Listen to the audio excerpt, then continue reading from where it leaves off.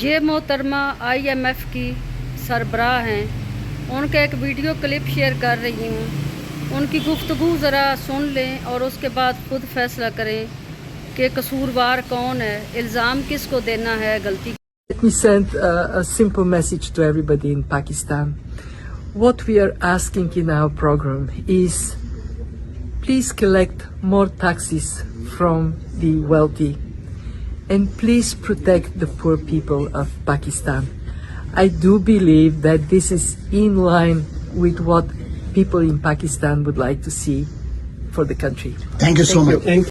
وہ محترمہ اپنے انٹرویو میں کہہ رہی ہیں کہ ہم نے پاکستان سے ہمیشہ کہا ہے کہ غریبوں کے لیے سہولیات پیدا کریں، امیروں پہ ٹیکس لگا کر غریبوں کی مدد کریں، غریبوں کو سہولتیں دیں.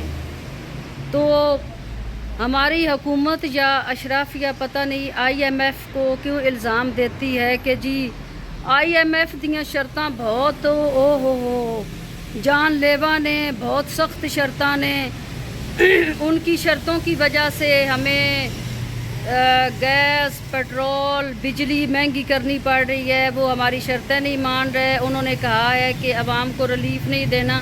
بھئی وہ تو اپنے منہ سے کہہ رہی ہیں جو IMF کی سربراہ ہیں کہ ہم نے کبھی نہیں یہ کہا کہ غریبوں کو آپ یہ اس طرح دبائیں یا اتنی مہنگائی کریں. ہم نے تو ہمیشہ کہا ہے کہ امیروں سے ٹیکس لے کر غریبوں پہ خرچ کیا جائے اور غریبوں کو سہولیات دی جائیں.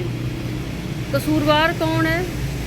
ساڈے ملک دی اشرافیہ، چور ڈاکو جو اپنیاں عیاشیاں لئی عوام نو مہنگائی دے وچ دھکیل دتا نا، عوام دا جینا اتنا مشکل کر دیتا نا کہ عوام روٹی لئی ترس رہے نے. پتہ نہیں اج لوگ روٹی دے اصول لئی کی کچھ کرن تے مجبور ہو گئے نے. جو اتنیاں چوریاں ڈکیتیاں ہو رہی نے انہاں دی ریزن کی ہے؟ مہنگائی.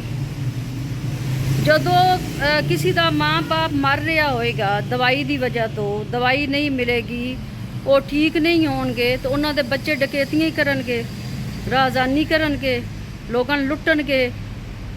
جدوں کسی دا ماں باپ یا بہن بھائی مشکل وچ ہون گے، بیمار ہون گے، انہاں نوں میڈیکل دی سہولیات نہیں ملن گیاں تو انہاں دیاں بچیاں غلط راستے تے جان گیاں، برائی کرن گیاں.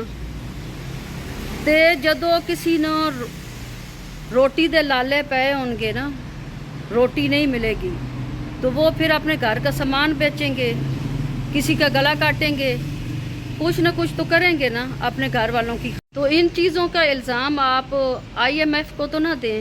IMF والے تو کہہ رہے ہیں کہ بھائی ہمارا تو کوئی قصور نہیں، ہم تو چاہتے ہیں کہ پاکستان کا جو غریب ہے وہ خوشحال ہو، اس کو سہولیات ملیں، اس کو تمام فیسلٹیز ملیں.